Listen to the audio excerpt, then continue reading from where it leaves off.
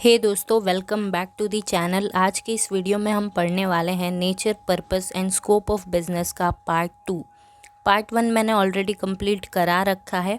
अगर आपने नहीं देखा है तो आप डिस्क्रिप्शन बॉक्स में जाइए, वहाँ पर प्लेलिस्ट का लिंक है, उसे देख लीजिए, आपको सारे चैप्टर्स वहाँ पे मिल जाएंगे। चलिए पार्ट 2 के साथ शुरुआत करते हैं।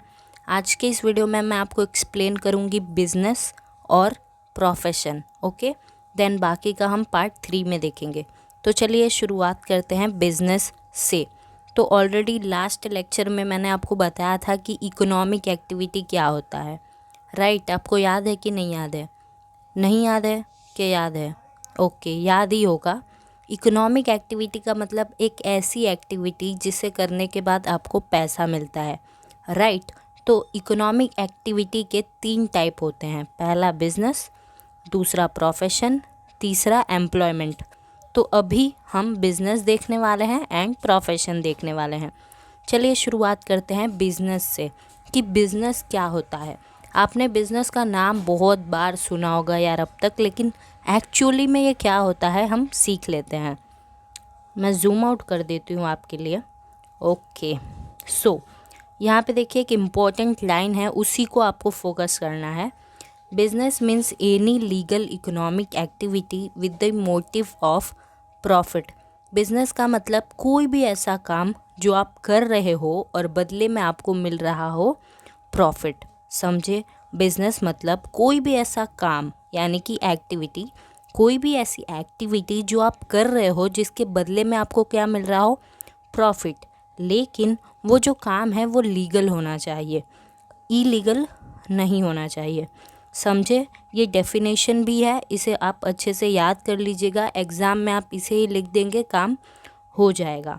अब आगे बढ़ते हैं, हम देखते हैं कि आखिर ये बिज़नेस के कैरेक्टरिस्टिक्स क्या होते हैं। इसे आप देखोगे ना तो बिज़नेस आपको और अच्छे से समझ आएगा। चलो, पहला है ऑब्जेक्टिव ऑफ प्रॉफिट। भाई साहब, हम ये बिज़नेस आखिर करते क्यों हैं? Why we do business. तो देखो, बिज़नेस हम इसलिए करते हैं ताकि हमें प्रॉफिट हो, ताकि हम प्रॉफिट कमा सके। अगर आप प्रॉफिट ही नहीं कमा पा रहे हो तो आपका बिज़नेस बंद हो जाएगा। लेकिन एक मिनट मैम, ये प्रॉफिट क्या होता है? देखो, प्रॉफिट क्या होता है ये जानना बहुत इम्पॉर्टेंट है। यहाँ 3rd लाइन में इसका डेफिनेशन भी दिया हुआ है एंड ये इम्पॉर्टेंट भी है। So the goods are sold at the price higher than the cost price, it is called profit. इसका मतलब मैं आपको एक एग्जांपल से समझाती हूँ। समझ लो कोई पेन है, ठीक है। उसे जब मैंने बनाया तो 2 रुपये का खर्चा आया, मतलब उसकी जो कॉस्ट लगी वो 2 रुपये की थी। लेकिन जब मैं उसे बेचने गई, यानी अब मुझे उसे सेल करना है, तो मैंने सेलिंग प्राइस रख दिया 5 रुपया। तो 5 रुपया में मैंने बेचा, लेकिन मैंने बनाया कितने में था? 2 में। तो 3 रुपया जो मार्जिन है वो क्या है? वो है प्रॉफिट। अंडरस्टैंड? ओके, तो हम बिजनेस क्यों करते हैं? प्रॉफिट के लिए। दूसरा, exchange of goods and service. Business में क्या होता है? बिजनेस में है ना, गुड्स और सर्विसेज का एक्सचेंज होता है, एक्सचेंजमेंट होता है। देखो, मैं कोई सामान बेच रही हूँ, यानी कि गुड्स बेच रही हूँ, बदले में मुझे क्या होगा? प्रॉफिट होगा, ठीक है। बदले में मुझे पैसे मिलेंगे एंड देन उसमें से मुझे कुछ ना कुछ प्रॉफिट होगा। तो ये बिजनेस है, राइट। इसमें मैंने गुड्स दिया और बदले में मुझे प्रॉफिट हुआ। देन सर्विसेज का भी एक्सचेंज होता है। मैं आपको कोई सर्विस दे रही हूँ, फॉर एग्जांपल मैं स्कूल में पढ़ा रही हूँ, कॉलेज में पढ़ा रही हूँ, तो क्या हुआ? मैं सर्विस दे रही हूँ, बदले में मुझे थोड़ा पैसा मिल रहा है। So but actually teaching business में नहीं आता है, हम टीचिंग को नहीं ले सकते हैं, टीचिंग प्रोफेशन में आता है। आप और कोई सर्विस ले सकते हो इसमें, तो वो क्या होगा? वो होगा बिजनेस। मतलब हम कोई सर्विस प्रोवाइड कर रहे हैं एंड बदले में हमको क्या मिल रहा है? प्रॉफिट मिल रहा है, ठीक है। यहाँ पे देखो एक एग्जांपल है, कंपनी प्रोवाइडिंग इलेक्ट्रिक सर्विस। देखिए, आप इलेक्ट्रिक सर्विस का आप एग्जांपल ले सकते हो। टीचिंग प्रोफेशन में जाता है, बिजनेस में नहीं आता है। ओके, आगे बढ़ते हैं। 3rd है रिस्क एंड अनसर्टेनिटी। ओके, देखो, बिजनेस में ना बहुत रिस्क होता है, बहुत अनसर्टेनिटी होती है। कब क्या हो जाए आप नहीं बता सकते हो। देखो, दो तरह के रिस्क होते हैं, एक तो मैन मेड होता है, दूसरा नेचुरल। क्या पता कभी आपका बिजनेस बहुत अच्छा खासा चल रहा है, तुरंत आग लग जाए, या क्या पता कोई एक्सीडेंट हो जाए, एम्प्लॉयज़ ही स्ट्राइक कर दें, या क्या पता दंगाबाजी हो जाए, चोरी हो जाए, कुछ भी हो सकता है। बहुत रिस्क है बिज़नेस में। या फिर नेचुरल रिस्क भी है, जैसे सुनामी, अर्थक्वेक, इन सब की वजह से भी हमारे बिज़नेस को बहुत ज़्यादा इफ़ेक्ट पड़ता है। तो हमारे बिज़नेस में ना बहुत सारे रिस्क होते हैं, बहुत अनसर्टन होता है बिज़नेस। देखते हैं पॉइंट नंबर 4। पॉइंट नंबर 4 है क्रिएशन ऑफ यूटिलिटी। इसे ज़रा ध्यान से समझिएगा, ठीक है। क्रिएशन ऑफ यूटिलिटी क्या होता है? What is creation of utility? तो देखो, समझ लो मैं कोई सामान बेच रही हूँ। फॉर एग्ज़ाम्पल टूथब्रश बेच रही हूँ। तो जब मैंने टूथब्रश बेचा कस्टमर को, तो वो घर पे जाएगा एंड उस टूथब्रश से वो ब्रश करेगा, ठीक है। तो उसको मिलेगा एक सेटिस्फैक्शन। उसी सेटिस्फैक्शन को कहा जाता है क्रिएशन ऑफ यूटिलिटी। मैंने क्या किया? एक यूटिलिटी क्रिएट किया। तो ये जो यूटिलिटी है ये 3 तरह से होता है। एक पहला फॉर्म, दूसरा प्लेस, तीसरा टाइम। तीनों को समझते हैं। देखो, सबसे पहला फॉर्म। जब रॉ मटेरियल को आप फिनिश्ड गुड में कन्वर्ट कर देते हो, जैसे कि वुड, लकड़ी को आप फर्नीचर में कन्वर्ट कर रहे हो, तो फिनिश्ड गुड में आपने कन्वर्ट कर दिया ना, तो इसे कहा जाता है फॉर्म यूटिलिटी। फॉर्म बदल गया ना, रॉ मटेरियल से वो क्या बन गया? फिनिश्ड गुड बन गया, मतलब लकड़ी से फर्नीचर बन गया, तो उसका फॉर्म बदल गया, तो वो क्या हुआ? फॉर्म यूटिलिटी हुआ। दूसरा क्या है? देखो, दूसरा प्लेस यूटिलिटी समझते हैं।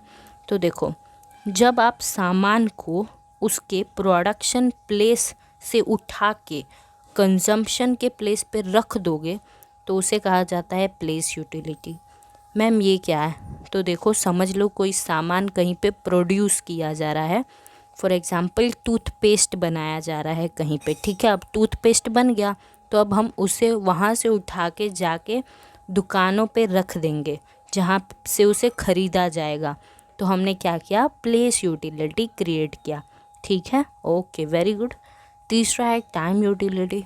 टाइम यूटिलिटी क्या है? तो देखो, जब तक हमें कोई सामान नहीं चाहिए ना, हम उसे स्टोर करके रखते हैं, राइट। और जब उसकी ज़रूरत पड़ती है तो ही उसको सप्लाई किया जाता है, तो उसे कहा जाता है टाइम यूटिलिटी। क्लियर? आगे बढ़ते हैं।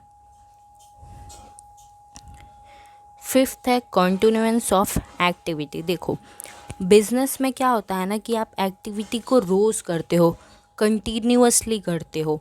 अब समझ लो मेरे पास एक बहुत अच्छा फ़ोन है सैमसंग का, लेकिन क्या हुआ, मार्केट में कोई नया फ़ोन आ गया, तो मैंने अपना ये वाला फ़ोन छोड़ा और मैं गई और मैंने वो नया फ़ोन ले लिया।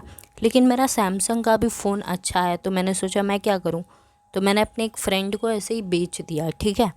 लेकिन क्या मैं ये रोज़ रोज़ बेचूंगी? क्या मैं नहीं बेचूंगी। मैं रोज़ क्यों बेचूंगी? मैंने एक ही बार बेच दिया, अब मैं अपना नया फ़ोन यूज़ कर रही हूँ।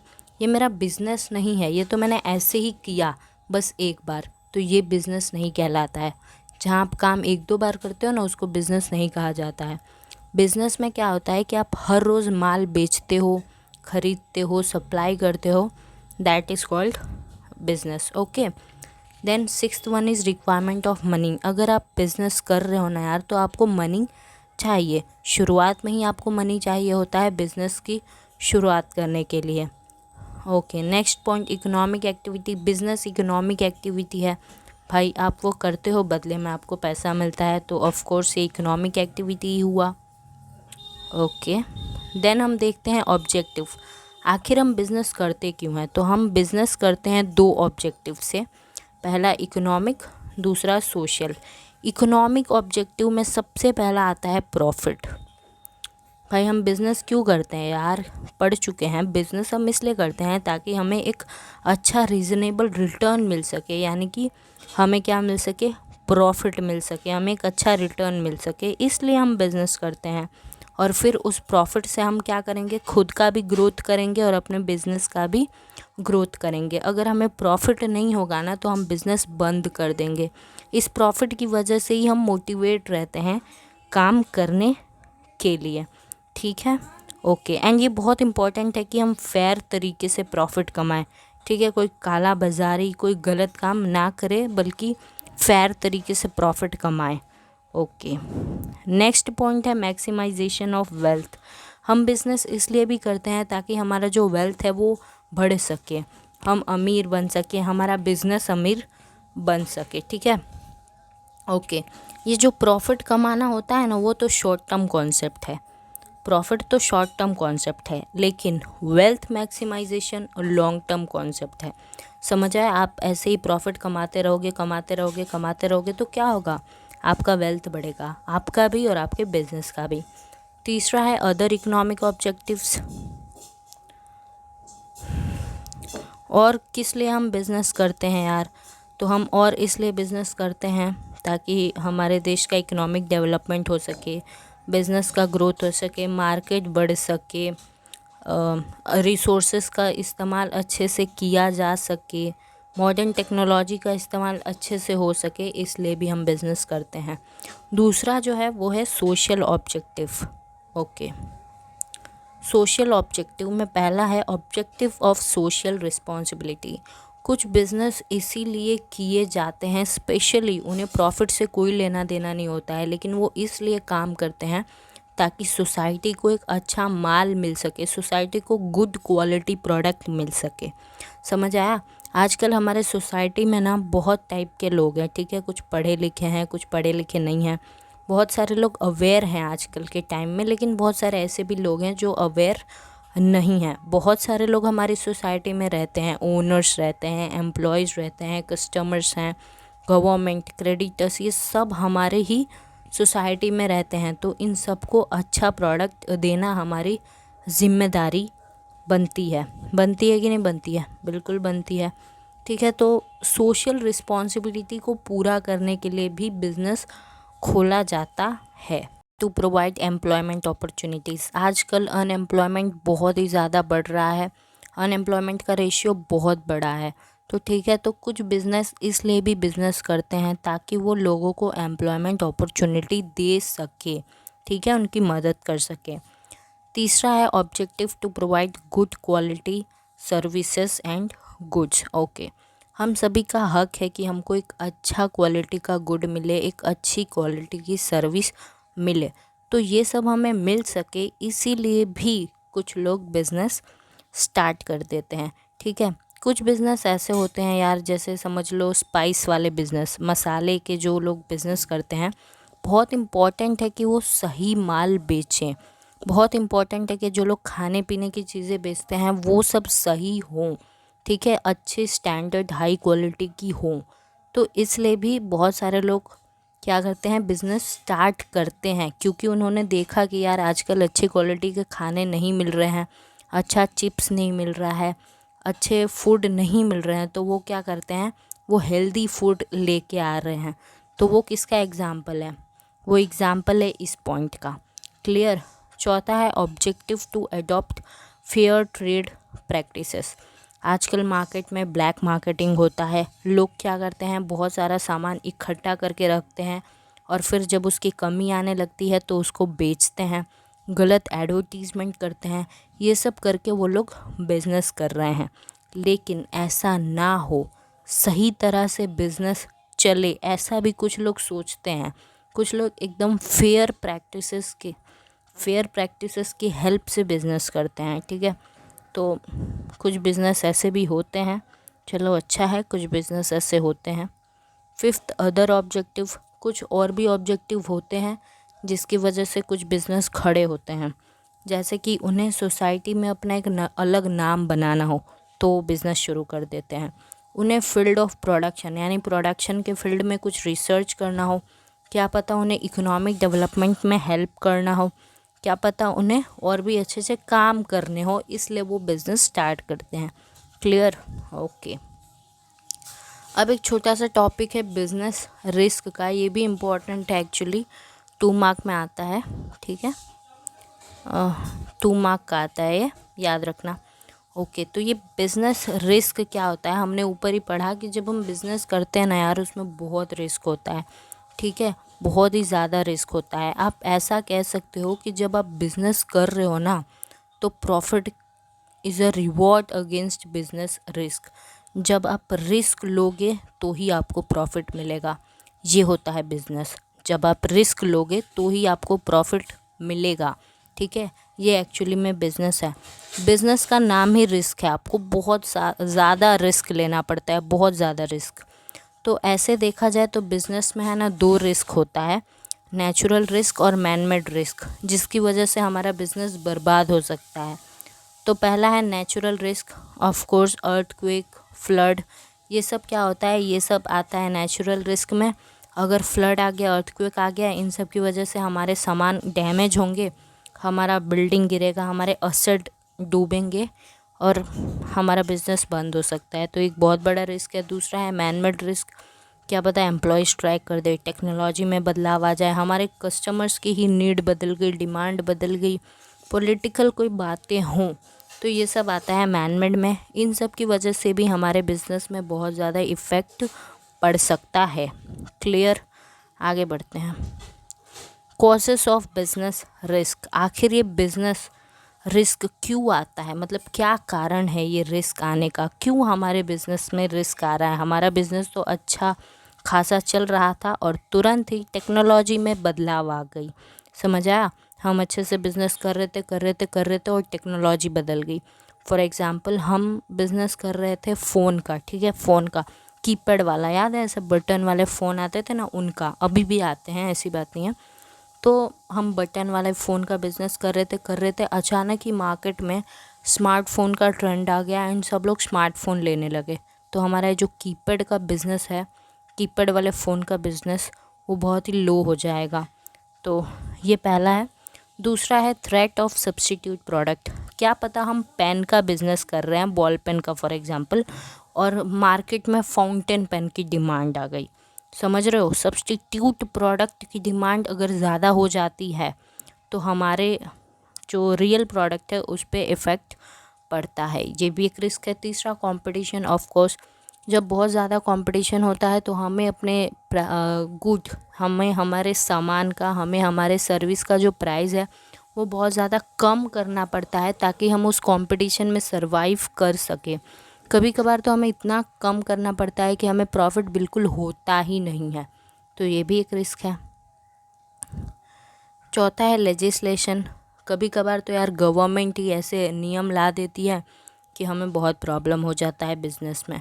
एंड पांचवा है अनसर्टेनिटी ऑफ डिमांड, यार लोगों की डिमांड बदलती रहती है, ऐसा नहीं है कि वो हमेशा हमारा ही प्रोडक्ट खरीदेंगे।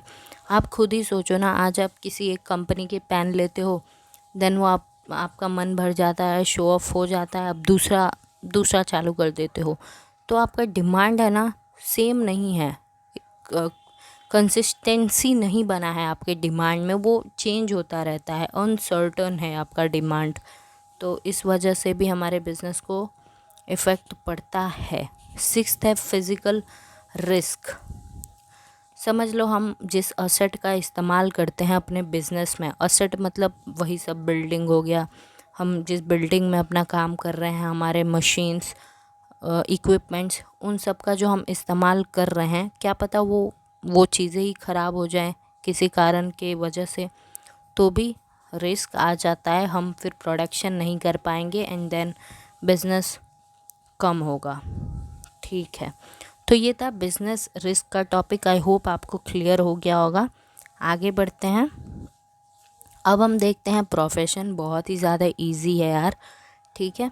ओके, प्रोफेशन क्या है, तो देखिए प्रोफेशन क्या है, यहाँ से हम देख लेते हैं। A person with specialised skill, knowledge, training and professional education renders services and in return receives fees is called profession. देखो कोई भी ऐसा बंदा जिसके पास है ना एक स्किल हो, ठीक है, एक स्किल, और उसी स्किल के रिलेटेड उसके पास नॉलेज हो, ट्रेनिंग हो, प्रोफेशनल एजुकेशन उसके पास हो, और फिर वो सर्विसेज दे रहा है लोगों को और बदले में उसको फीस मिल रही है, उसको कहा जाता है प्रोफेशन। समझ गए, एग्जाम्पल सीए, डॉक्टर, लॉयर, ये सब हो गया।